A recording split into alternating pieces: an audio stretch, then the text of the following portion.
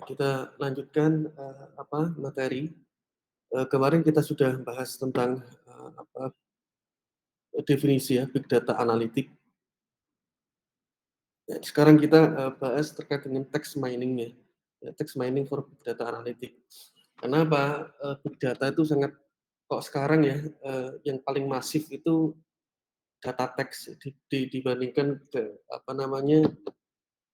generator data image atau video. Ya memang kalau di sosial media banyak sih, kalau misalnya scroll, di Twitter maupun Facebook, apalagi Instagram, memang gambar yang kelihatan, tapi yang nggak kalah penting itu juga teks, ya. Ya nanti urusan, image sama video nanti ada sesi yang lain ya, mungkin di mata kuliah yang lain. Nah, kalau yang di sini kita arahkan lebih ke arah teksnya dulu, ya. Karena memang, nanti objek yang kita proses itu tentunya pendekatannya berbeda, ya.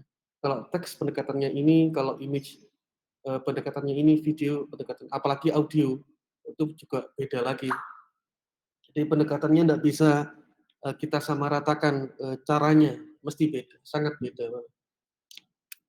Kalau audio kita perlu ekstraksi, frame-frame, fundamental frekuensinya, kalau image harus kita ekstrak, eee, apa, komposisi warna, bentuk, pola, tekstur. Nah kalau, teks, itu yang akan kita ekstrak adalah vektorisasi katanya. Mungkin sampean sudah sering lah ya, mungkin juga sudah pernah, melakukan vektorisasi teks. Nah ini coba kita, ulas kembali, ya. Ini pokok pembahasan ya, ada text mining, keterkaitan text mining, perbedaan search dengan discover, lalu ada empat empat bidang di situ, ada data retrieval, information retrieval, data mining, text mining, tantangannya text mining bagaimana, fakta unstructured dataset, ya, terus masalah-masalah di unstructured dataset, proses dasar dan spesifik text mining, text processing, dan sampai aplikasi text mining-nya. Oke, seperti namanya text mining, ya, penggalian teks. Jadi yang kita tambang adalah teks, ya. Terus, sumbernya banyak, ada dari dokumen. Kalau kita melakukan crawling maupun scraping di teks ya bisa dari Facebook, Instagram, ya berita. Kalau kita melakukan parsing HTML ya kita baca dulu, struktur dari HTML-nya, kita sesuaikan, baru kita tarik datanya gitu ya. Terus goal-nya nanti kita mencari kata-kata yang mewakili apa yang ada di dalam dokumen. Nah, nanti mau cari keterkaitan suatu kata kunci dengan, item-item yang ada di dalam database. Nah, nanti diukurnya tergantung mau mengukurnya dari, jarak atau berdasarkan tingkat kesamaan dokumen dengan kata kuncinya, ya, atau menggunakan metode yang lain ya, tapi yang paling umum, kita, mencoba untuk mengukur, jarak ya, kedekatan antara kata kunci dengan, eee, apa, dengan korpus ya, atau data kita nyebutnya di korpus biasanya, dengan dokumen korpus yang kita miliki. Kalau beberapa, project yang pernah saya tangani di situ, misalnya kita ingin mencari, kita buat aja yang sederhana misalnya ya seperti search engine misalnya ya, misalnya kita mau ngetik mencari, nama obat gitu kan, terus kita, cocokkan dengan, eee, parameter-parameter yang ada di dalam, korpus. Nah tapi di korpus itu bisa kita bentuk korpusnya hanya satu dimensi atau korpusnya di dalamnya ada beberapa dimensi. Misalnya kalau kita mau search, nama obat, bukan nama obat, tapi nama obat, terus kita tulis obat pilek misalnya, atau itu obat pilek anak. Nah, itu akan dicocokkan dengan beberapa dimensi yang ada di dalam korpus. Nah, dimensi yang di korpus itu bisa kita bagi. Misalnya nama obat, terus indikasi, ya, misalnya terus di dalamnya ada gejala, lalu di dalamnya lagi ada komposisi misalnya. Nah, itu kan dimensinya beda. Nah, di dalam apa namanya, eee, proses pencocokan tadi, dia akan menimbang ya, akan menimbang, kedekatan antara kata kunci dengan masing-masing dimensi tadi. Nah, nanti masing-masing dimensi dikalikan Mas, ya. Kunci ini diukur bobotnya dengan dimensi yang pertama. Nanti kata kunci diukur dengan dimensi yang kedua. Sampai dimensi ke N, dikalikan dan dijumlahkan, itu baru berdasarkan satu baris dokumen. Nah, nanti, diukur semuanya, akan ketemu scoring masing-masing bobot dokumen. Bobot dokumen yang paling besar yang mana? Itu yang akan di-ranking yang paling atas. Itu salah satu contoh misalnya kalau kita ingin, melakukan, apa namanya, pencarian ya, aplikasinya di dalam pencarian, misalnya tentang obat gitu. Dan metodenya banyak sekali untuk mengukur kedekatan tadi.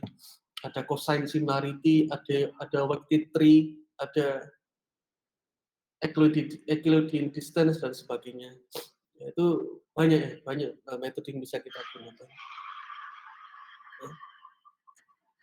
Nah, ini keterkaitan, jadi banyak istilah ya, sebenarnya banyak istilah yang mungkin, kita juga akan rada ambigu ya, mana itu text mining, mana itu data mining, mana itu information retrieval, ya. Nah, ini akan kita jelaskan di sini. Nah, untuk yang non tekstual data itu, umumnya kita menggunakan general data mining. Nah, kemungkinan data mining sendiri juga bisa sumbernya dari data tabular ya, bukan data teks tapi data tabular. Atau bentuknya bentuk seperti, kita mencari select bintang from query misalnya. Itu yang paling umum. Tapi yang kita gali bukan select bintang from saja, tapi, kita menggunakan agregat sum, agregat, average, agregat, min, max, dan sebagainya. Terus kita gunakan juga, apa, join table dan plus dengan group by-nya dan order by-nya misal gitu. Ini general data mining yang paling umum. Tapi kalau ranahnya sudah textual data, nah ini sudah masuknya ke computational linguistic ya. Sebenarnya kalau computational linguistic ini bidang ya, jadi kalau kita bagi lagi banyak lagi di dalamnya. Ini secara topiknya, topik tekstual datanya. Terus ini ada sebelah kiri kanan ya, finding nuggets ini istilah maksudnya kalau kita ingin mencari sesuatu novelty, kebaruan informasi di dalamnya, biasanya kita menggunakan eksplorasi data analisis ya.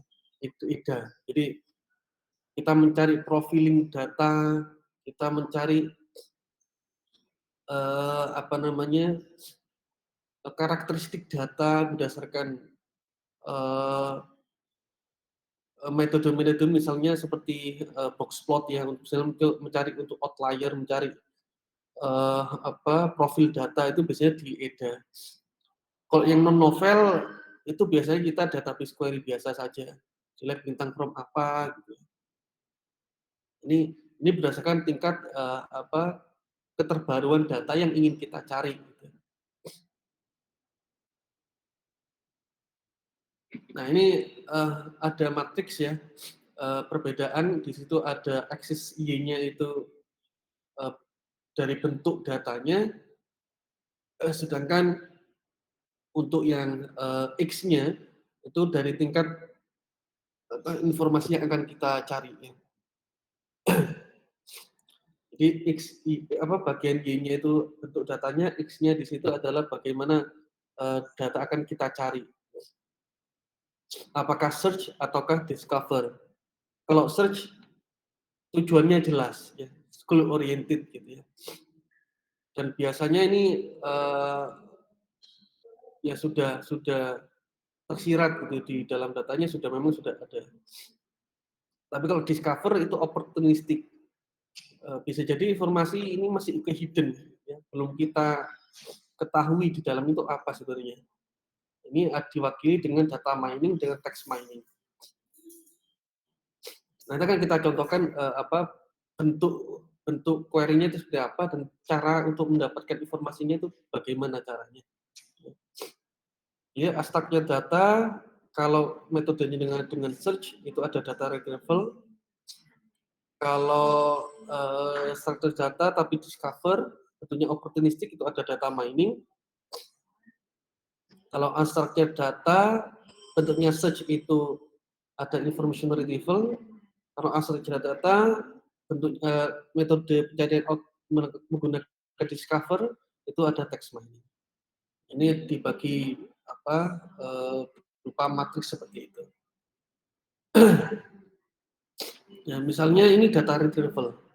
Nah, itu kelihatan. Misalnya kita mencari restoran Jepang ya, di kota Boston yang melayani makanan vegetarian ya, sayuran. Itu kita bisa cari menggunakan select bintang from restoran where city Boston enter Japanese and has vegetarian true. Ini data driven, ini data retrieval. Memang datanya sudah jelas gitu, sudah kelihatan kolom-kolomnya apa yang mau dicari, ya. Di situ ada. Ya. Dan ini datanya structure. Misalnya lagi information retrieval. Ya, information retrieval. Ini sumber datanya unstructured dari dokumen. Ya. Misalnya yang kita butuhkan juga sama, mencari vegetarian food. Nah, kalau di information retrieval, kita akan menginputkan kata kunci di situ. Japanese restaurant Boston. Baru kita cocokkan dengan yang ada di dalam korpus. Di dalamnya apa? Nanti bisa dia akan merujuk ke dokumen Boston, dicari restorannya, dicari ada menu Japanese-nya gitu. Jadi beberapa dimensi juga sebenarnya. Boston, restoran, Japanese. Jadi kata kunci yang kita masukkan ke dalam sistem. Kalau information retrieval. Nah, ini data mining. Kalau data mining bisa jadi dia structure ya, masih structure data set. Cuman cara untuk melakukan query-nya ini bukan langsung menggunakan asterisk bintang select bintang from, tapi kita melakukan agregasi, kita melibatkan order by, kita menggunakan klausul where gitu ya. Nah, ini isinya show trend over time of visit to Japanese restoran in Boston. Jadi tren berapa banyak yang mengunjungi restoran Japanese di Boston.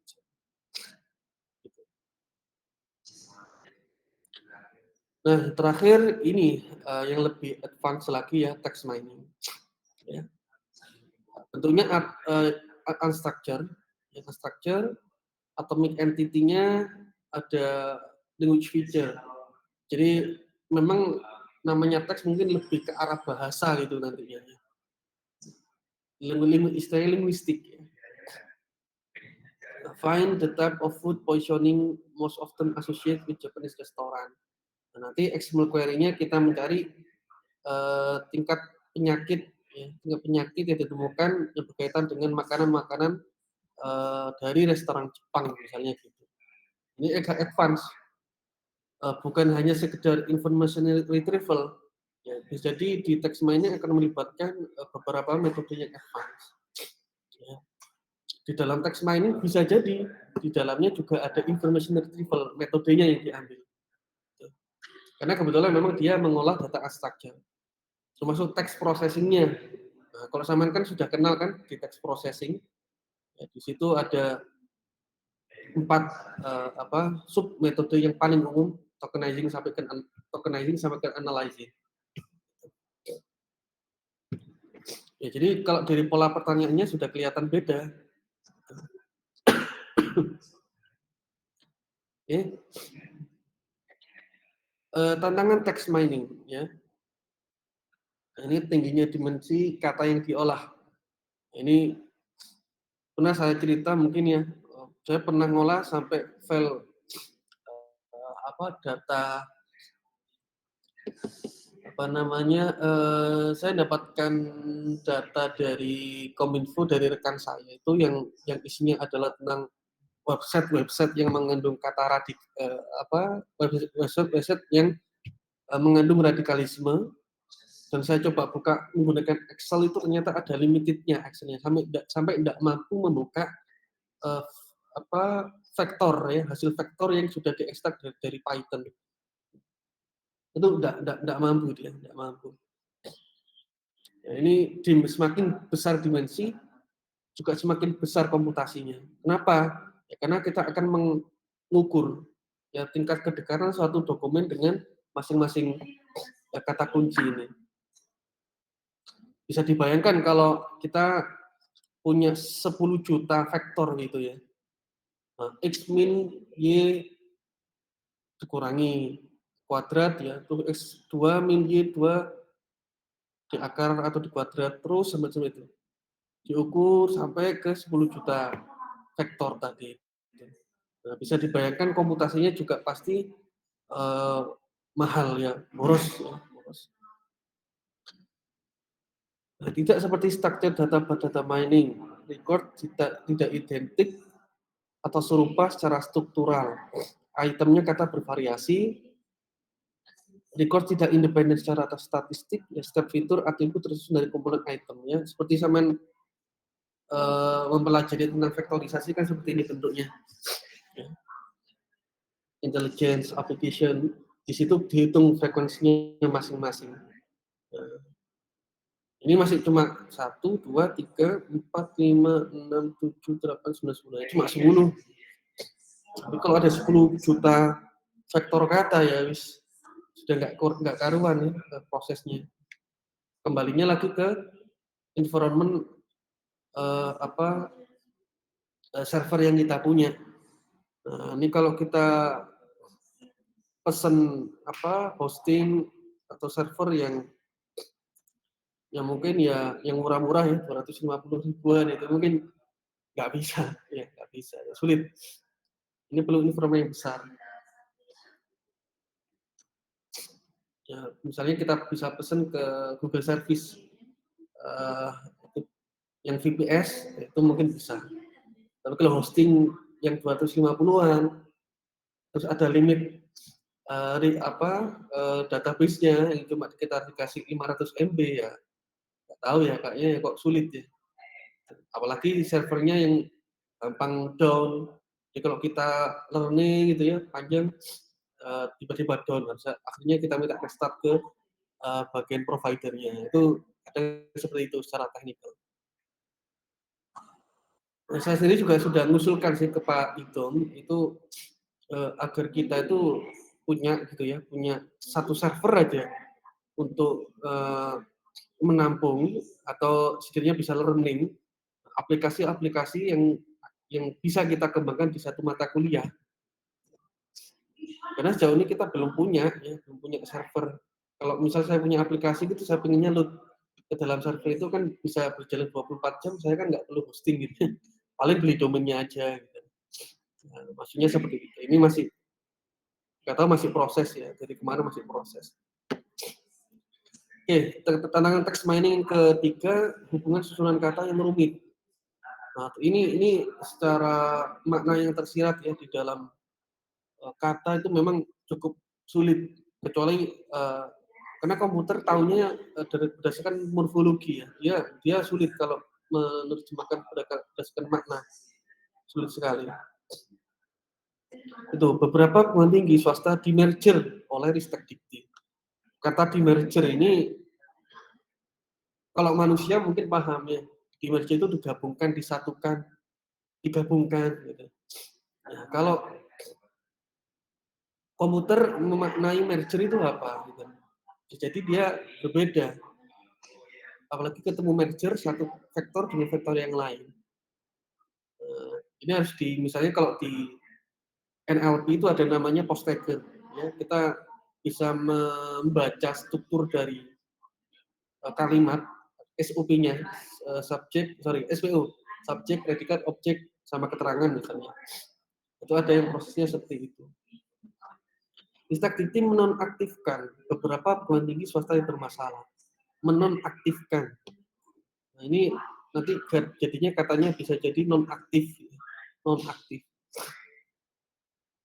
Ini menonaktifkan apa? Menonaktifkan HP atau menonaktifkan suatu perguruan tinggi atau menonaktifkan seseorang dari jabatannya. Nah, ini kan beda-beda terjemahannya. Makanya di situ katanya juga erat dengan ambiguitas. Ya. Nah, ini kalau ambiguitas dari kata sendiri ada lagi. Ada automobile, car, vehicle, ya, Apple perusahaan apa Apple buah gitu kan. Nah, biasanya kalau yang untuk kita bisa membedakan Apple perusahaan dengan Apple buah ini perlu kita kasih pembeda. Misalnya kalau Apple perusahaan kita kasih garis apa namanya garis bawah gitu ya. Nanti yang Apple yang buah biasa ya tulis saja seperti Apple. Gitu. Nah, ini teks prosesnya ini yang agak berat. Gitu. Untuk membedakan Apple perusahaan dengan Apple buah. Bisa racun, ya, bisa racun atau bisa dapat. Gitu. Oke.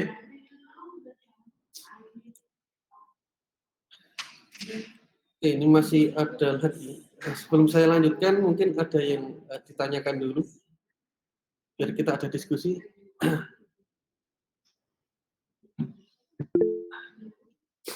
Ya, silakan, Mas.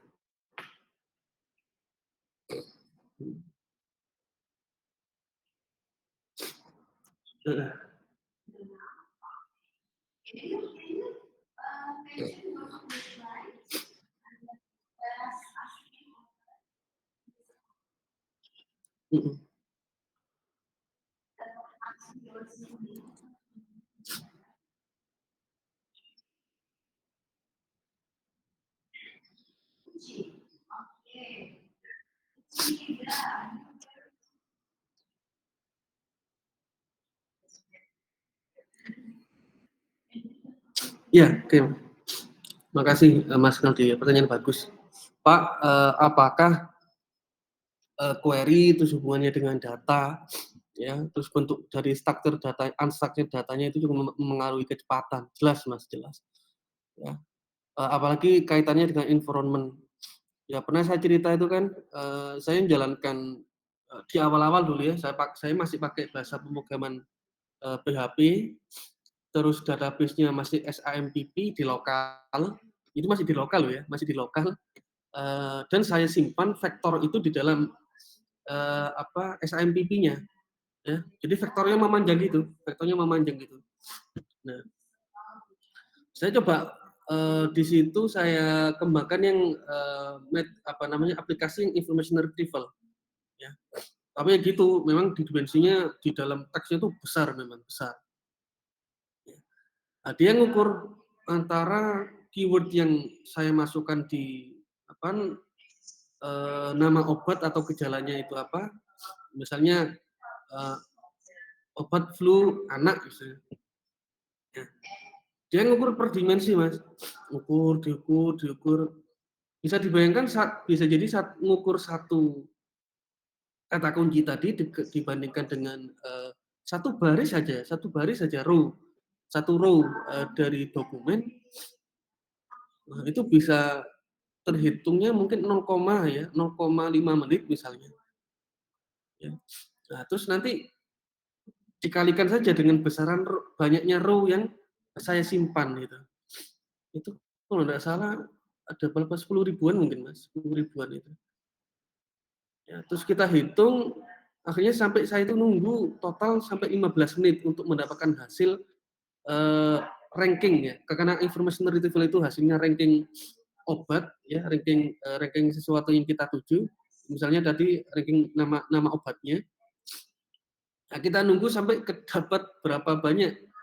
Misalnya dari 10.000 itu yang relevan dengan dokumen itu cuma 10 misalnya gitu. Ya kita nunggu 15 menit untuk mendapatkan 10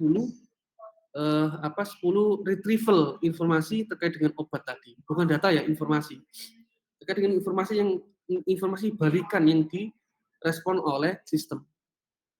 Nah, kecepatannya ini apakah memang dipengaruhi environment laptop saya yang memang waktu itu masih Core i3 Mas, waktu saya itu masih pakai Asus ya Core i3, terus sudah SSD sebenarnya, sudah SSD, cuma RAM-nya 4 ya, waktu itu RAM-nya 4 ya. Itu masih di lokal, bayangkan masih di lokal. Nah, ini coba kita bayangkan kalau ditaruh di hosting yang kita bayar cuma 250.000.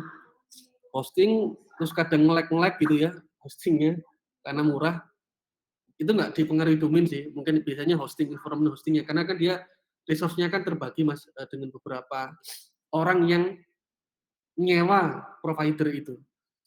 Nah, makanya dengan canggihnya sekarang ini kita bisa sewa VPS. Nah, biasanya kalau di Google Service yang pernah saya pesan itu 1 bulannya 50.000. Nah, itu pun ya lumayan lah, lumayan itu. Saya pernah ngeload aplikasi ke Google Service VPS itu untuk aplikasi text mining juga ya. Eh, itu bisa cepat ya, lumayan cepat. Termasuk Kebi itu, Kebi.id itu lumayan. Kalau saya jalankan di laptop agak lemot, tapi kalau ditaruh di Google Service VPS itu cukup cepat ya, cukup cepat. Apalagi kalau data yang kita simpan bukan SQL, tapi dalam bentuk JSON atau dalam bentuk TXT lah, file TXT juga bisa. Jadi I/O-nya itu TXT. Kita bisa menaruh write dan read-nya itu menggunakan file TXT yang kita letakkan di lokal. Di hosting. Di VPS itu juga bisa. Itu sangat berpengaruh Mas Rizaldi. Ya. Makanya kadang pengetahuan teknis kita itu nggak bisa sebatas teori gitu ya. Nah, ini perlu kita praktiknya, kalau makanya perlu pengalaman nge-hosting di server yang murah itu gini, kalau nge-hosting yang ke service yang agak mahal itu gini gitu ya. Terus bandingkan dengan lokal gitu. Nah, kira-kira mana yang bisa hemat gitu. Ya. Itu Mas Rizaldi ya. Jadi kesimpulannya sangat mempengaruhi Mas kecepatan itu. Ya. Oke, ada lagi?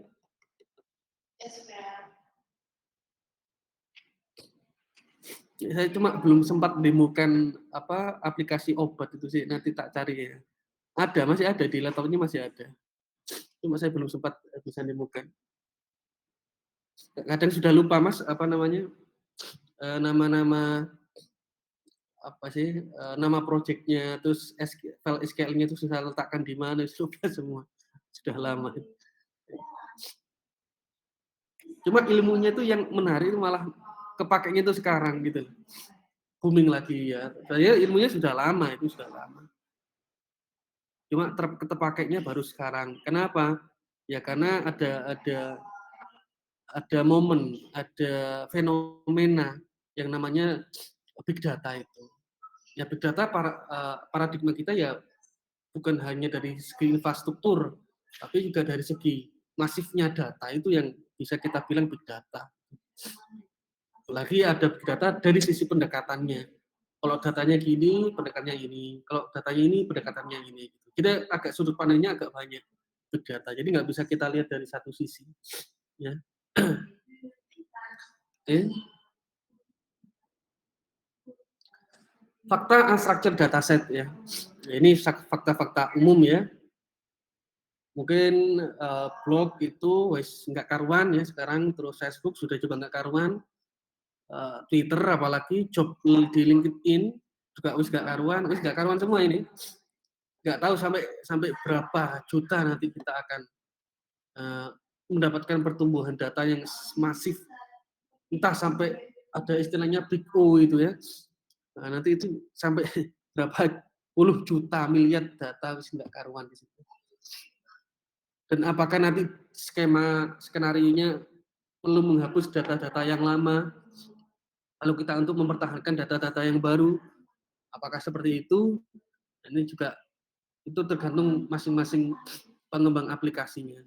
Ya, seperti WA itu misalnya, kita kan kadang mau mengunduh image atau gambar yang mungkin belum sempat kita read ya, kecuali memang sudah tersimpan di dalam HP kita. Itu kalau memang datanya sudah lama, terus kita nggak bisa buka lagi, nah itu bisa jadi dari WA-nya sudah nggak ada backup. Ya sudah dihapus saja, tapi teksnya itu masih ada. Terus termasuk misalnya email-email itu. Ya syukur sampai sekarang pun kita masih bisa buka email, ya masih bisa buka email sampai histori ke belakang gitu kan, bisa buka histori ke belakang. Bisa jadi nanti kalau si Google sudah membatasi akses kita untuk mengakses histori email yang lampau, ya sekarang sudah berapa banyak itu yang spam, apalagi iklan-iklan di dalam email kita. Ya, itu ya kita nggak bisa ngomong ya, itu sudah besar sekali, ya, besar sekali. Cuma sampai kapan data itu akan terus menjadi sampah seperti itu, ya, atau mau kita ada ide brilian untuk mencari insight di dalam besaran data yang kita punya, ya tergantung kita, perspektif masing-masing mau diapakan datanya. Kalau mau dianalisis, ya itu dapat manfaatnya. Kalau enggak, ya kita biasa saja. Ya mainan Facebook biasa, Twitter biasa. Gitu. Ya. Oke. Nah, ini contoh-contoh aja ya, financial report-nya dalam dokumen laporan keuangan triwulan dan perusahaan tidak perlu informasi penting seperti statistik pendapatan, nama-nama orang penting dari perusahaan. Kalau di komunikasi, kita bisa mengetahui pola komunikasi seseorang. Nah, ini sebenarnya kalau dari Facebook maupun dari Twitter, sebenarnya kita bisa memperoleh pattern ya, memperoleh pola bahasa yang digunakan oleh orang atau akun tersebut. Ada orang main Facebook atau Twitter itu menggunakan bahasa-bahasa yang halus, yang enak didengar, ya, yang mudah bisa kita terima. Ya. Ada di Facebook dia sukanya share yang misalnya kata-kata kasar, ujaran kebencian, ya, hasut menghasut. Jadi ini kan di pola itu bisa kita teks mining kan sebenarnya, ya. Jadi kalau di ujaran kebencian di buku apa namanya eh, ada kok di Undang-Undang 28 ayat berapa itu ada pola-pola. Jadi untuk menentukan orang ini melakukan kata kasar dan juga ujaran kebencian itu ada ada aturannya, ada strukturnya baru kita bisa menjudge itu apakah dia mengujar kebencian atau hanya sebatas kata-kata kasar. Kalau hanya sebatas kata-kata kasar itu biasanya secara morfologi kelihatan. Ya, misalnya nggak usah misalnya ya. Yaitu misalnya kita nyebut nama hewan ya, misalnya anjing atau apa ya bahasa khas yang ada di Surabaya gitu kan. Itu secara morfologi. Tapi kalau sudah masuknya ke ujaran kebencian, ini yang dianalisis agak susah karena ini biasanya makna ya. Dan itu secara morfologi sulit sulit untuk bisa dipahami sebenarnya. Ya. Ya, oleh komputer ya, oleh komputer. Kalau oleh manusia mungkin bisa, tapi kalau komputer ini loh yang agak susah. Karena ada ujaran kebencian yang kalimatnya itu positif. Nah, kalau ujaran kebenciannya kalimatnya negatif, ya mungkin bisa. Tapi kalau itu berupa sindiran, berupa kalimat yang secara morfologi kata itu nggak ada mengandung ujaran kebencian sama sekali. Tapi secara makna itu ada. Nah, ya apa itu caranya? Jadi yang agak-agak susah di text mining itu. Ya. Terus di marketing mengetahui pola pelanggan, pengukuran kepuasan pelanggan. Ini umum lah ya, umum. Ya, saya mungkin juga sudah tahu.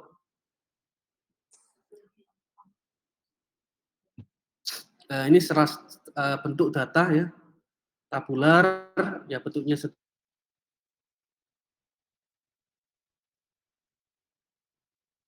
itu.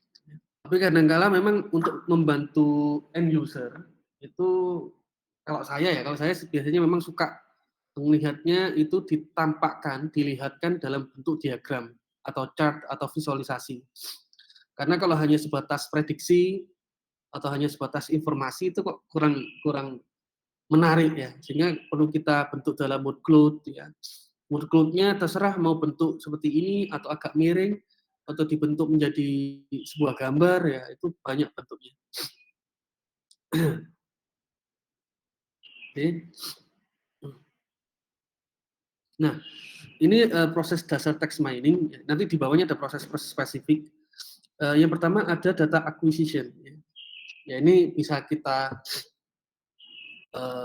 sebenarnya sebelum data acquisition ada data collecting ya sebenarnya, ada data collection. Ini mungkin kita singkat.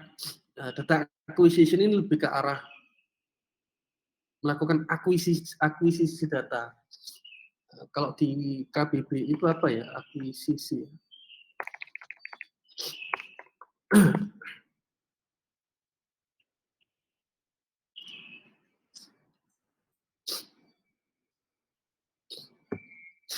Akuisisi pemrolehan.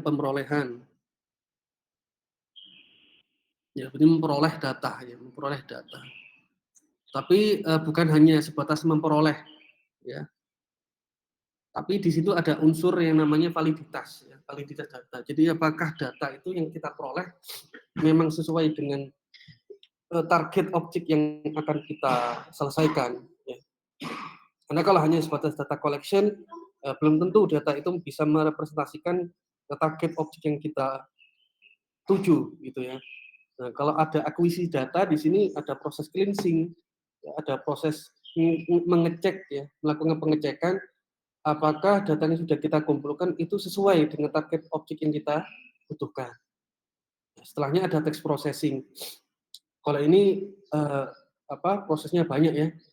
Tokenizing, filtering, stemming sudah itu mungkin sama sudah hatam ya, sudah hatam. Nah, ini yang mungkin yang agak fleksibel ini yang setelahnya text processing ini, modeling, evaluasi sampai aplikasi. Modeling itu mau kita untuk discover atau extraction atau organize knowledge ya. Nanti evaluasinya mau menggunakan performa apa? Apakah akurasi ataukah bobot? Apakah kesesuaian informasi yang kita dapatkan ya. Terus nanti aplikasinya dalam bentuk penyajian. Penyajiannya berupa apa? Ya, presentasi, interaksi, visualisasi. Ini kalau kita lihat dari objek dari bentuk spesifiknya banyak ya. Nah, ini kalau yang spesifik ya.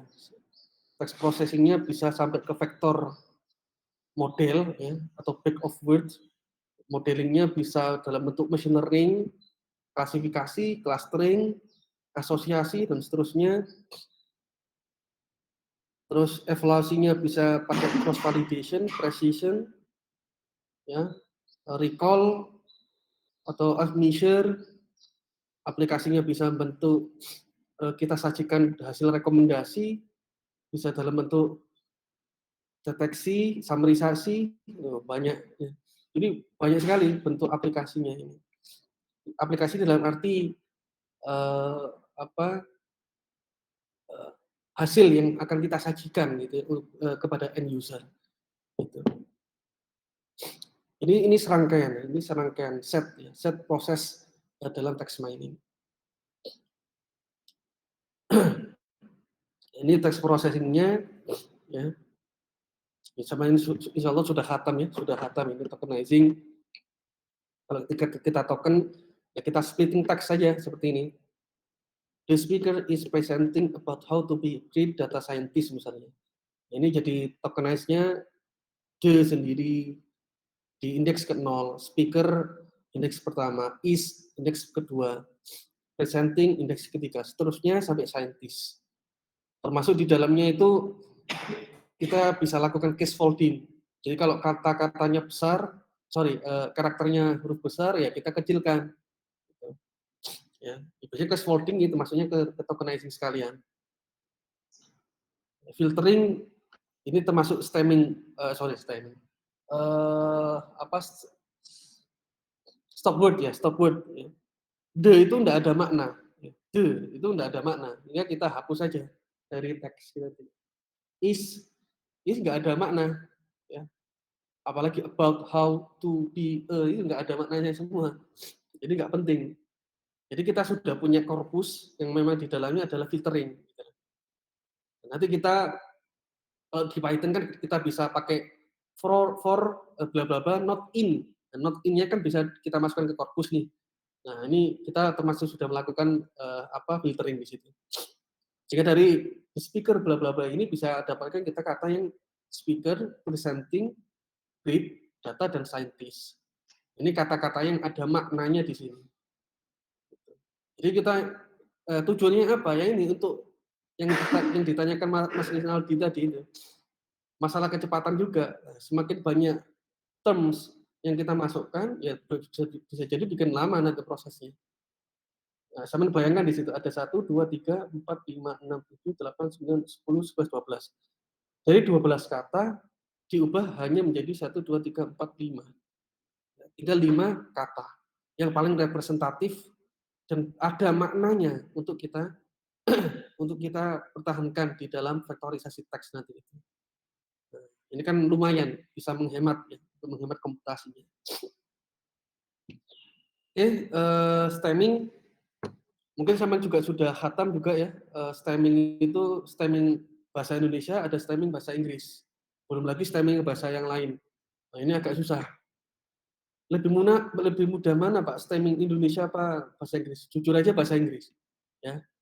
Karena di stemming bahasa Inggris kita cukup mengembalikan kata dasarnya ke verb 1, verb 3 ke verb 1, verb 2 ke verb 1. Nah, kalau bahasa Indonesia ini yang susah. Kenapa? Karena strukturnya banyak. Ya. Menjalankan, menumbuhkan, mendapatkan. Kalau cuma di situ ada konsonan mendapatkan D ya, men kita bisa hapus, kan-nya bisa kita hapus. Kita sudah pakai kata dasar root-nya itu dapat. Nah, kalau menumbuhkan, men-nya saya kita hapus, kan-nya kita hapus. Nah, tinggal umbuh. Nah, umbuh cara mengembalikan ke tumbuh itu ya apa caranya? Itu ada aturannya. Itu yang paling umum ada algoritmanya namanya algoritma apa ya? Nazif sebentar. Algoritma Oh ya, ya ada namanya algoritma Nazif dan Adriani. Algoritma Nazif dan Adriani. Itu ada. Dia itu memberikan rule untuk melakukan stemming. Ya, saya sendiri masih jauh lah, maksudnya keilmuan untuk sementara ini masih kita gunakan ya, masih kita hanya memanfaatkan yang sudah ada. Namanya algoritmanya Nazif dan Adriani. Itu dia menggunakan stemming yang sudah dia kembangkan sendiri.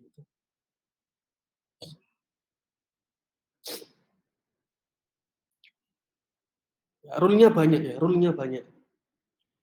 Kalau dulu di PHP mungkin sudah ada. Tapi kalau apalagi sekarang di Python ada sastrawi ya, mungkin teman sudah kenal ya sastrawi. Itu kita tinggal pakai sebenarnya sih. Cuma kita perlu belajar sebenarnya. Kita perlu belajar bagaimana membuat rule. Kalau menurut saya itu rule base ya, itu bentuknya rule base. Artinya kita membuat conditional if else, ya conditional if else untuk apa? Untuk membuat kondisi-kondisi kata agar kita dapatkan kata dasar dari kata kerja yang sudah ada tadi. Maksudnya mendapatkan kalau ada men sama kan di dalamnya itu konsonan, oh berarti nggak usah ditambahkan kata huruf karakter awal di awalnya. Tapi kalau di situ hurufnya adalah vokal, misalnya menumbuhkan u, nah, berarti perlu dibalikkan menjadi tambahkan huruf t di depannya. Itu ada rule base mas, mbak. Ada rule base di situ. Ini nggak mudah, memang nggak mudah. Ya nggak mudah membuat rule base seperti itu. Oke. Nah, kalau bahasa Inggris enak ya. Presenting, present ya. Doing, do. Stories, story. Ya mungkin nanti bisa ada yang namanya itu normalisasi kata. Kata yang masih rusak seperti itu story bisa kita kembalikan jadi story pakai y misalnya. Speak, speaking jadi speak. Ini sejauh ini enak gitu ya. Kalau bahasa Inggris gitu. Yang susah itu kalau bahasa Indonesia. Tagging ya, tagging. Ini ada yang lain. Ada ya dulu itu istilahnya itu stemming tagging ya. Kalau yang stemming itu verb 2 umum. Nah, kalau ini tagging, ini biasanya yang irregular verb ya. Nah, ini talk jadi things, was jadi is, story jadi story. Nah, ini kalau di Indonesia nggak ada tagging, nggak ada. Adanya cuma stemming aja. Oke, yang terakhir analyzing. Analyzing ini kalau di information retrieval itu kita menghitung ya frekuensi kata yang kita hitung berdasarkan bobotnya. Yang paling umum itu kita kalau ingin menghitung bobot dari kata itu, kalau ingin menghitung bobot dari kata itu kita bisa hitung frekuensinya lalu dibagi dengan total jumlah kata. Itu yang paling umum. Nah, nanti tapi kalau yang khususnya itu ada lagi sebenarnya yang lain. Ada proses perkalian, ada pengecekan apakah satu kata terdapat dalam dokumen yang lain. Ini yang namanya terms frekuensi dan inverse document frekuensi. Nah, sebagai contoh seperti ini. Misalnya kita ingin menghitung TF-IDF-nya kata have di dalam dokumen B misalnya. Nah, itu sama dilihat ya di situ. Bobot have di dokumen B itu frekuensinya ada 3. Ya, ada 3 di sini. Dikalikan terus dijumlahkan 1 plus log 5. Nah, biasanya log itu memang kebanyakan kalau ada satu materi namanya itu entropi. Ya, namanya entropi. Entropi ini dasarnya adalah kita menghitung berapa banyak sih tingkat informasi yang ada di dalam suatu dokumen. Ada namanya entropi. Ya. Di dalamnya ada impurity. Nah, impurity ini berkaitan dengan kalau sampai melihat kepadatan suatu jalan ya, suatu jalan raya gitu ya. Semakin padat itu impurity-nya juga semakin besar. Ketidakteraturannya itu semakin besar. Nah, semakin padat juga semakin nggak karuan, semakin ruwet. Nah, itu semakin banyak informasi yang kita dapatkan. Jadi situ namanya entropi dan dalamnya ada impurity. Entropinya untuk mengukur banyak informasi, impurity-nya ya parameter untuk melihat itu keruwetan di dalam informasi tadi berapa banyak gitu.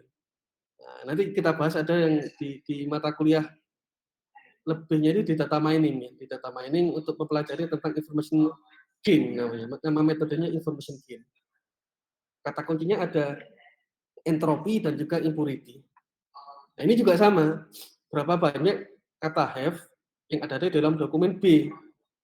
Kita mencari bobotnya di sini. Nah, nanti dibandingkan log dari 5, ya 5 ini banyaknya dokumen dibagi dengan berapa banyak dokumen yang mengandung item kata have. Nah, ini di frag-nya ini dari 1, 2, 3, dan 4. Gitu. Nanti ketemu bobotnya. Oke. Oke, terakhir di sini ada aplikasi text mining ya, search engine, klasterisasi berita, ya, rekomendasi obat, ya. Itu parameternya banyak ya. Nama, obat, jenis, gejala, indikasi. Kalau klasterisasi itu ekonomi, olahraga, ya, topik modeling lah misalnya. Kalau sentiment analysis ini sama juga sudah umum ya. Polaritinya ya positif, netral, negatif. Tapi sebenarnya sentimen juga nggak harus ini juga. Kalau di topik labeling, di topik modeling itu bisa jadi labelnya bukan positif, netral, negatif. Banyak. Misalnya radikal tidak radikal, moderat tidak moderat ya. Atau radikal moderat, ekstrim, nah itu kan bisa, moderat, radikal, ekstrim. Atau bisa jadi kita tambahkan lagi yang, apa ya,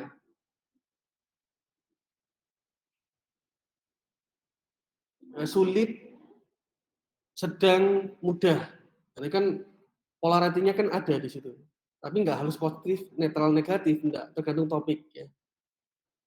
Misalnya di situ mengukur elektabilitas tokoh politik, ya, isu maskapai penerbangan, ulasan produk gadget, ya, ulasan makanan cepat saji. Ini kan banyak sebenarnya yang bisa saya pilih ya, sebagai topik misalnya. Oke, visualisasi, bar chart, word cloud, ya, network graph. Ya, ini kemarin saya sama Mas Ibnu sama Mas Primus apa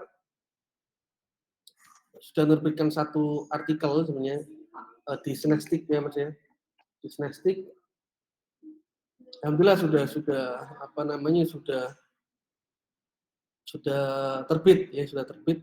Lumayan kok nggak sampai 1 tahun terbitnya. Karena dulu itu agak lama kalau mau menerbitkan, padahal cuma proceeding biasa ya. Cuma hasil konferensi kita seminarkan, lalu kita tunggu sampai terbit artikelnya. Nah, ini berkaitan dengan tadi ya, visualisasi itu bukan hanya word cloud, tapi kita bisa bentuk dalam word graph ya. Nah, ini artikelnya alhamdulillah sudah terbit, dengan topiknya waktu itu yang kita angkat isunya adalah tentang pemindahan ibu kota. Ya, kita pakai SNA, Social Network Analysis, berbasis model jaring tersentralisasi, karena memang modelnya bentuknya tersentralisasi. Ya. Nah, ini kalau kita pelajari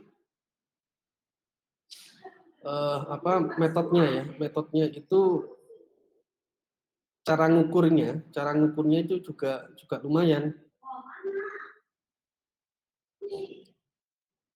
Nah, terutama yang ini. Jadi bagaimana mengukur, kalau kita di sini kan hasilnya adalah berupa sebuah graf. Ya. Sebuah graf. Ngukurnya adalah bagaimana satu kata, satu terms itu diukur kedekatannya dengan terms yang lain. Dengan menggunakan beberapa parameter di sini, ada degree centrality, ada eigenvector centrality, sama ada betweenness centrality. Ini kalau mau menghitung, sekali lagi untuk menghitung manualnya itu penting. Ya. Kenapa? Karena ya agar kita dapatkan bukan hanya insight informasi, tapi kita juga belajar insight untuk perhitungannya. Oh ternyata cara kerjanya itu seperti ini. Oh cara kerja seperti ini itu penting sekali. Karena kalau kita hanya mendapatkan kulitnya saja, hanya menggunakan modul yang sudah ada, itu gampang. Kita tinggal pakai. Ya. Seperti sebenarnya saya sama Mas Primus sama Mas Ibnu itu juga menggunakan contoh-contoh library Python yang sudah ada. Ya. Nah, tapi intinya bukan ke situ. Ya. Tetap goalnya adalah kita bisa menghasilkan insight seperti ini. Kalau karena di sini topiknya tentang pemindahan ibu kota, kira-kira keyword apa saja yang muncul dari situ. Tapi kita juga belajar apa? Belajar perhitungannya nantinya. Ya. Atau pengukuran guna untuk menentukan kata yang paling berperan berdasarkan banyaknya edge atau hubungan interaksi. Kalau eigenvector ini, kalau betweenness vector, betweenness centrality ini. Nah, ini salah satunya di SNA. Nah, ini flow-nya ya, flow-nya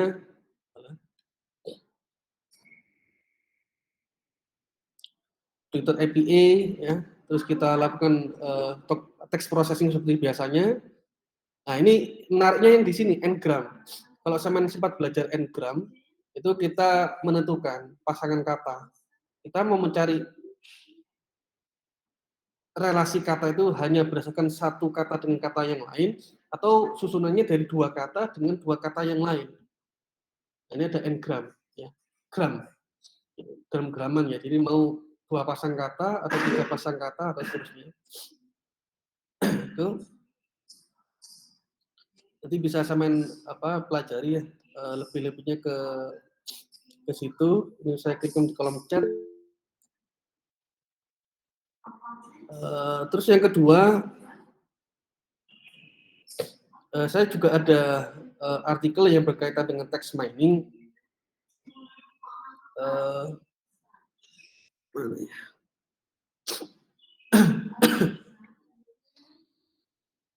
Nah, ini yang menarik ya. Nah, ini. Jadi di 2018 itu saya pernah, karena saya suka dangdut ya, jadi saya itu menganalisis ya lagunya Bapak Rhoma Irama dari sisi linguistik ya, sekaligus juga bagaimana kalau kita coba analisis dari ada satu website yang isinya memang lagu di dalamnya. Ada lagunya Rhoma Irama, ya, ada lagunya yang lain juga banyak. Cuma karena saya itu pengagumnya beliau ya, jadi sekalian aja coba kita cari insight-nya di situ.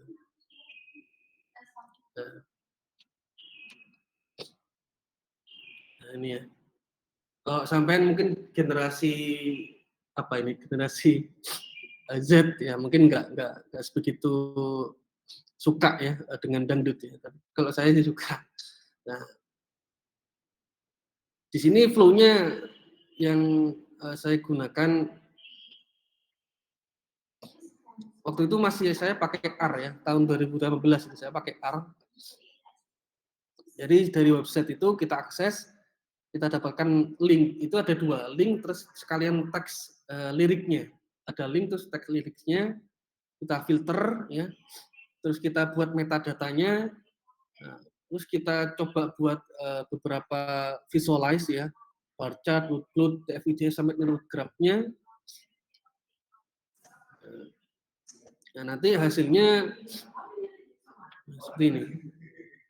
Ada lagu Keramat ya, Keramat. Nah, sampai kan pernah dengar ya, hai manusia, hormati ibumu, gitu kan, yang melahirkan bla bla bla, sampai yang terakhir itu tiada keramat yang ampuh di dunia selain dari doa ibumu juga. Nah, sampai hasilnya kita mendapatkan seperti ini.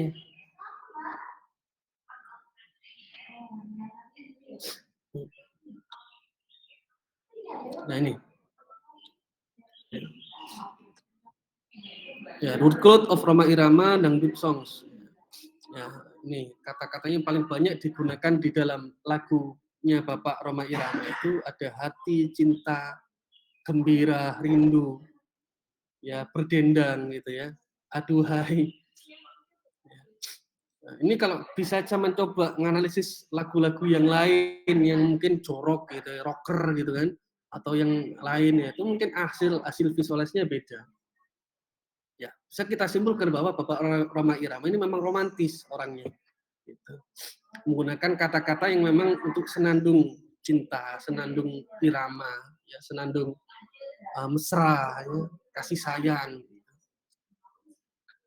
sesuai dengan background ya atau lirik yang beliau buat. Gitu. Ya. Sudah berapa lama artikel ini? Sudah 4 tahun. Dan beberapa sudah ada yang citasi ke artikel saya ini. Ya. Itu cinta, ya sayang, dunia, hati, rindu. Ini ada semakin tebel, semakin besar relasinya. Berkaitan antara hati dengan cinta itu sangat berkaitan. Hati dengan rindu juga semakin berkaitan. Tapi kalau hati dengan gembira, ya ada kaitannya cuma tipis. Ya, hati dengan gelisah ada tapi tipis. Ya, gitu. Oke. Nah, ini silakan nanti sambil dibaca-baca buat nambah pengetahuan dulu aja, ya. Nambahkan pengetahuan dulu. Berkaitan dengan visualisasi dan teks mining. Oke.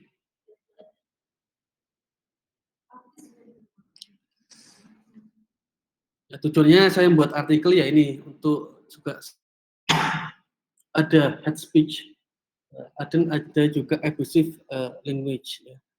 Nah, ini ada 2 dan artikel yang saya tuju ini bentar, dia itu ambil dari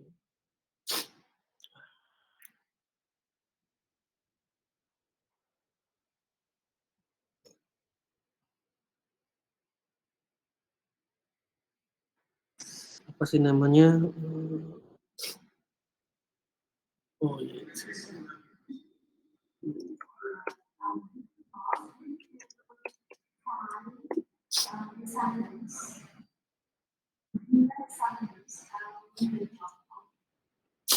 Nah ini Mas, sudah kelihatan ya? Sudah kelihatan? Oke, nah benar. Jadi di dalam text mining, apalagi eh, topiknya itu tentang hate speech, itu kita harus belajar dulu menentukannya memang dari ahlinya, Mas. Makanya kemarin waktu saya mengirimkan artikel ke suatu seminar, itu saya mendapatkan review yang saya juga sendiri tidak terpikirkan waktu itu. Reviewer bilang bahwa untuk menentukan hate speech atau tidak ini perlu dikaitkan dengan UU ITE. Ya, UU ITE aturannya seperti apa, sekaligus harus ada orang yang memang ahlinya di dalam menentukan ini. Akhirnya saya kontak salah satu peneliti. Nah, kemana saya email ya, saya email minta artikel yang dituliskan oleh orang UI ini, Mas. Pak Muhammad Oki Ibrahim ini orang UI. Ya. Saya email, saya kontak untuk belajar sedikit yang berkaitan dengan bagaimana menentukan hate speech ini. Karena kalau abusive word ya itu kan kata kasar, jadi enggak begitu ini. Tapi kalau sudah masuknya ke hate speech ini agak apa apa ya, berdasarkan makna ya, makna kata itu yang mungkin agak kesulitan kita membedakannya. Ini telah diatur ya, diatur.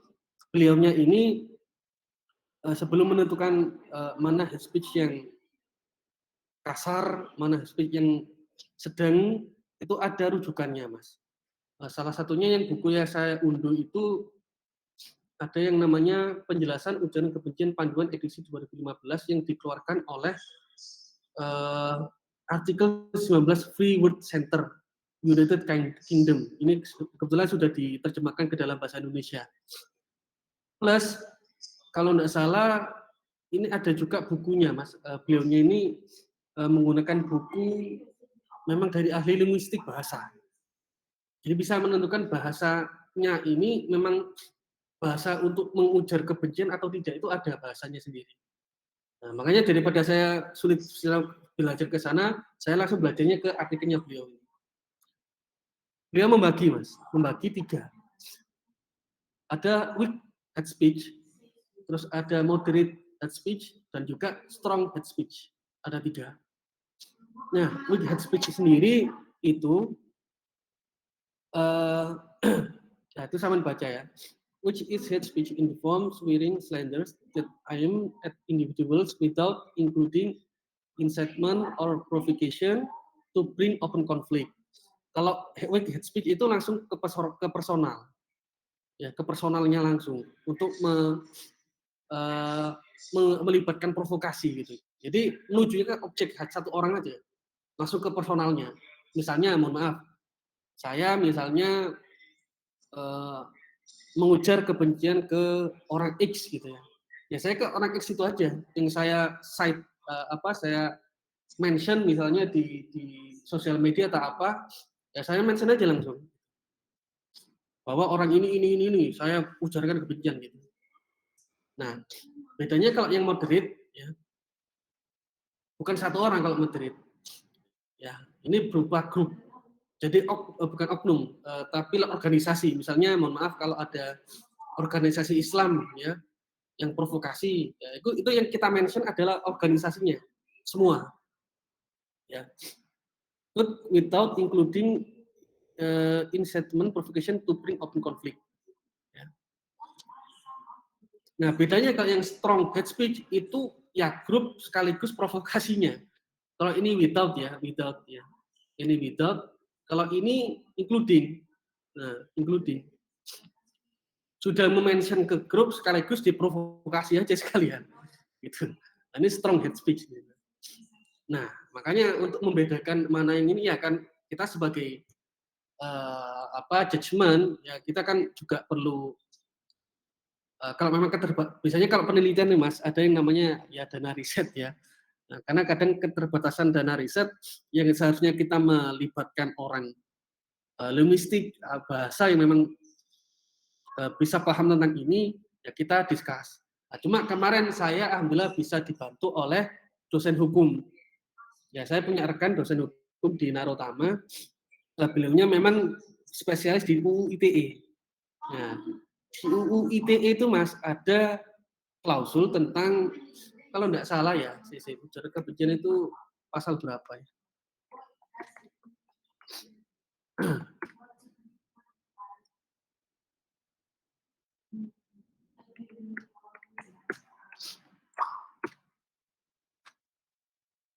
Oh ya, 28 ayat 2. Setiap orang yang dengan sengaja dan tanpa hak menyebarkan informasi yang ditujukan untuk menimbulkan rasa kebencian atau permusuhan individu dan atau kelompok masyarakat tentu berdasarkan atas suku, agama, ras, antar golongan. Kalau ini kan hanya klausulnya. Terjemahannya itu ada. Ya, jadi yang dimaksud kebencian itu apa? Itu ada. Di breakdown lagi. Nah, ini saya belajar ke beliau untuk menentukan labelisasi mana ini hate speech yang benar-benar strong, weak atau yang sedang atau moderat. Ini sesuai dengan yang sudah dituliskan di dalam aturan klasifikasi hate speech itu. Saya dapatkan dari situ. Dan ini masih kita tunggu ya artikel saya yang kedua itu yang berkaitan dengan ujaran kebencian. Nah, itu nanti masih nunggu 2 bulan Mas. Ini masih belum terbit. Gitu. Nah, ya ini yang kehati-hatian, makanya kita perlu partner ya. Kalau di dalam nulis kita perlu partner. Nggak bisa kita nulis sendiri itu sulit. Perlu partner memang yang bagian paham tentang hate speech, perlu partner yang memang bagian bisa memprogram, perlu partner yang bisa memang melakukan data collecting dan seterusnya. Ya. Nah, itu namanya tim. Ya, gitu Mas Ibnu ya yang bisa saya jawab Mas ya.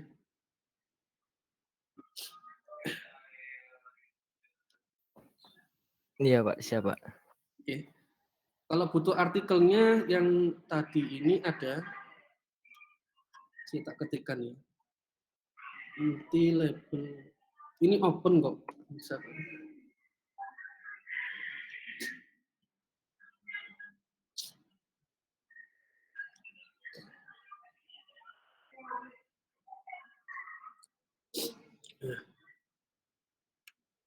Oh ya, ini bisa.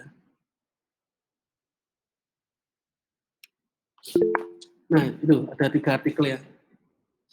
Multi-level speech and abusive language detection in Indonesian Twitter. Nah, ini sesi ini sama sudah mendapatkan 3 artikel ya untuk bisa dipelajari. Ya. Semakin banyak referensi yang saya pelajari, tapi juga jangan hanya diunduh ya, tapi dipelajari ya. Nanti kebiasaan sudah mengumpulkan artikel terus ini nggak dibaca, nggak diapakan, ya buat apa? Jadi tujuannya saya memberikan contoh-contoh tadi yang sudah pernah saya tulis, terus yang pernah ditulis oleh orang ya tujuannya untuk ini. Ya. Gitu. Oke. Sebentar.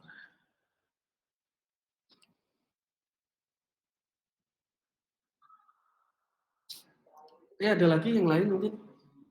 Selain Mas Ibnu sama selain Mas Rizaldi mungkin yang lain silakan. Yang cewek itu loh kok jarang tanya. Silakan yang lain.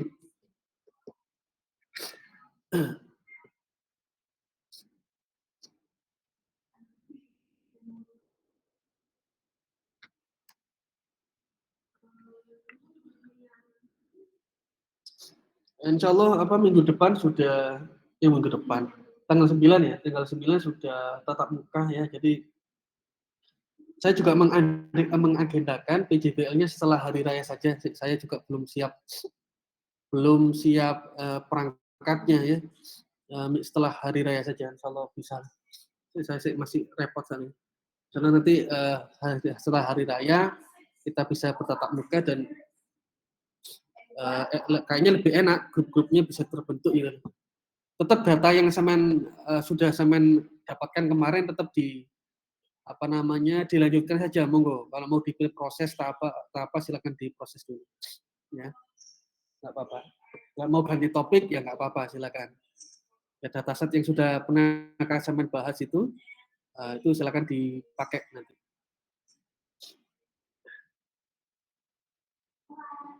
Ini gimana? Ada pertanyaan lagi? Ini materi sudah selesai.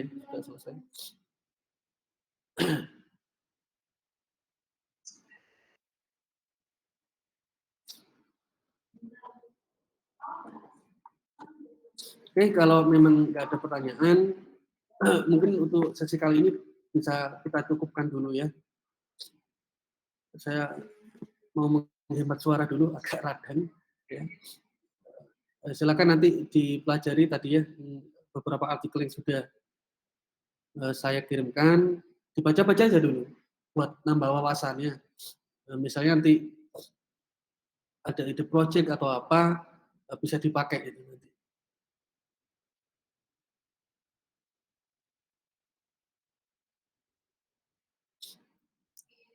Jadi di data science itu menarik, ya bisa jadi sewaktu-waktu kita jadi data scientist-nya di bidang bahasa.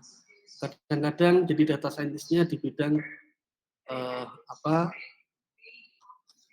di bidang medis gitu ya. Kadang-kadang macam-macam. Jadi ya itu kayaknya sama juga perlu menentukan kira-kira saya ini mau mengarahnya kemana jadi seorang data scientist itu.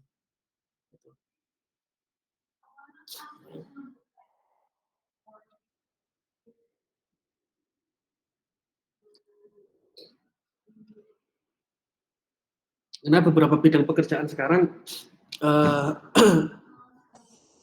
cukup banyak sih beberapa yang membutuhkan orang-orang yang punya skill keahlian tentang sosial media, tapi bukan mengoperasikan sosial media, bukan, tapi mengolah data yang memang diambil dari sosial media. Itu. Masalah istilahnya ya data scientist-nya lah untuk menganalisis data, terutama ulasan produk ya, Ya, kalau di kepolisian ya itu bisa dari video analisis ujaran kebencian, dari video, dari audio, dari Twitter tokoh agama yang biasanya men-tweet ya. Makanya beberapa pendakwa itu kan terkena pasal itu, ya terkena pasal beberapa ujaran kebencian 28 ayat 1 itu, ayat 2 ya, 28 ayat 2. Ya, itu ada.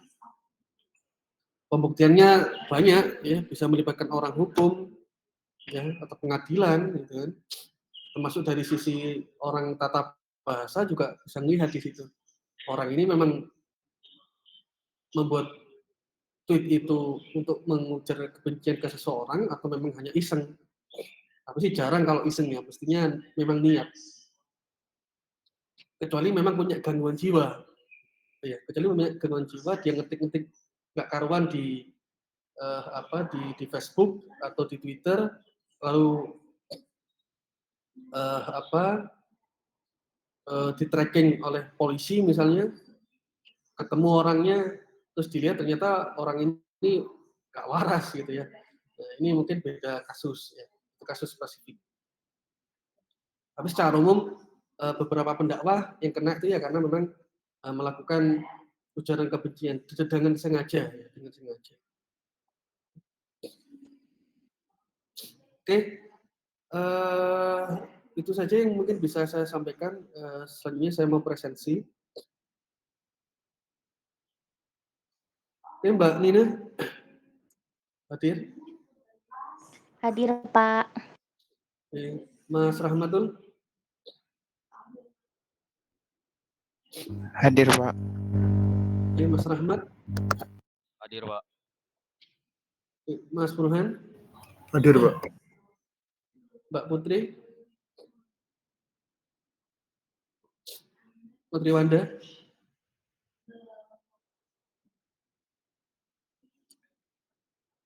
Hadir.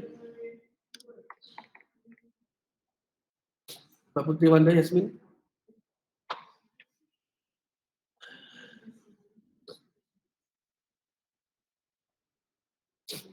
Ketiduran ya, Mbak Putri Wanda Yasmin.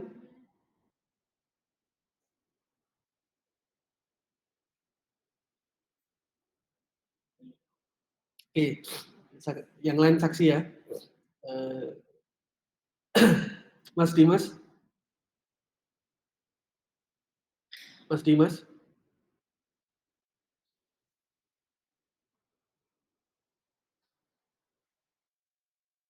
Mas Dimas Zaki, halo. Oke, sudah 2 orang yang enggak ini. Mas Rizky Aziz. Hadir, Pak. Mas Ardi. Mas Ardi.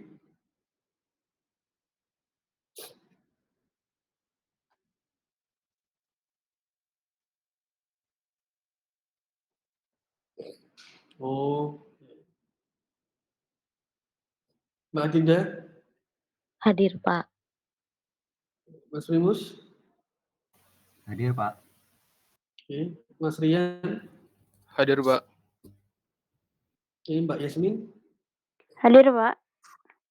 Mbak Irma. Hadir, Pak. Mas Andrew. Hadir, Pak. Mas Adib.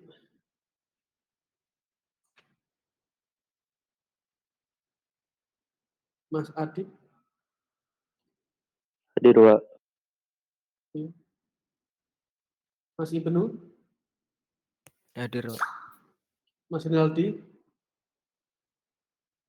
Mbak Nabila. Hadir, Pak. Mas Mikael. Hadir, Pak. Mas Akif. Hadir, Pak. Oke, terus Mbak Preskia. Hadir, Pak. Oke, Mbak Amelia. Hadir, Pak. Mbak Cenitia. Hadir, Pak. Mas Abdal. Hadir, Pak. Mas Rafka. Hadir, Pak. Mas Ahad. Hadir, Pak. Oke. Mas Iqbar. Hadir, Pak. Mas Fidian.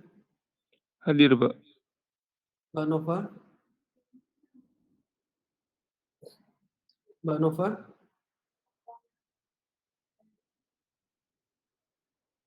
Mbak Nova. Ada. Mas Haikal. Mas Haikal. Nggak hadir. Nah, saya panggil lagi ya. Jadi kalau memang dipanggil sekali lagi enggak nyaut, ya saya tikan ya, nggak masuk gitu aja ya. Mbak Nova ada, Mbak Nova? Enggak ada. Mas Haikal saya tulis tidak masuk. Mbak Nova, ini saya bingung hadir di sini tapi enggak nyaut.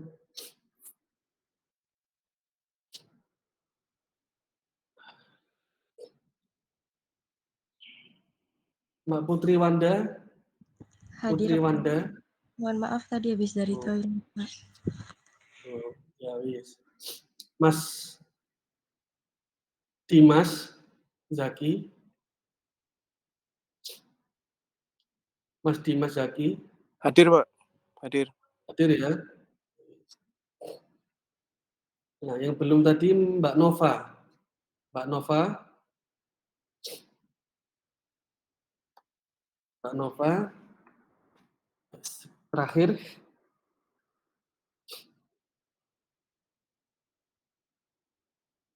Mbak Nova. Ya. Mungkin tidur ya, kecapean. Ya wis. Kalau Mas Haikal nggak ada di sini, Bang. Saya minta tolong yang Mas Haikal sama WA, minta tolong konfirm ke saya, nggak masuk kenapa, ya? Sama Mbak Nova ini. Itu aja dulu yang bisa kita diskusikan ya di kesempatan kali ini. Nanti kita lanjut ya setelah hari raya, kita bisa bertatap muka dan kita bahas untuk PJPL-nya sekalian. Ya. Oke, terima kasih semuanya. Kita tutup dulu. Wassalamualaikum warahmatullahi wabarakatuh. Waalaikumsalam. Terima kasih Pak Tresnan. Terima kasih, Pak. Sama-sama.